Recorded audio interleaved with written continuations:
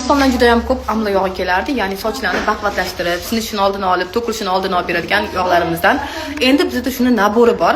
Buni ishlatgan klientlarimiz juda ham biladi. Uni hozir klientimga tayyorlab qo'yganman. Buni shampuni juda amla yog' bo'lib, sochni osnaviy chiqib beradi, sinishini oldini oladi, gullab ketishini oldini oladi va uni balzam albatta ishlatish kerak, chunki ko'pda sochlar gullab ketishi yoki sinuvchan bo'lib qolishini balzam buni vitamin bilan to'ydirib beradi. Va uni bunaqa siviritkasi bor. Buni ham boshingizni yuvib bo'lganingizdan keyin soch uzunasiga surasiz va prosta chayib tashlashingiz mumkin. Yoki chaymasdan ham mana qilish mumkin. Bunaqa yog' yoki bu narsa qilib qo'ymaydi, sochingizni prosta vitamin bilan полный boyitib beradi. Влажный и сухой волосga survasa bo'ladi. Faqat boshingizni yuvib olgan bo'lganingiz toza boshga, toza sochga surib olish kerak bo'ladi. Soch uzunasiga bo'ylab shu nabor ishlatgan klientlarimiz juda ham xursand bo'lishyapti, chunki sochligi yaltirab, baquvvatlashib boryapti.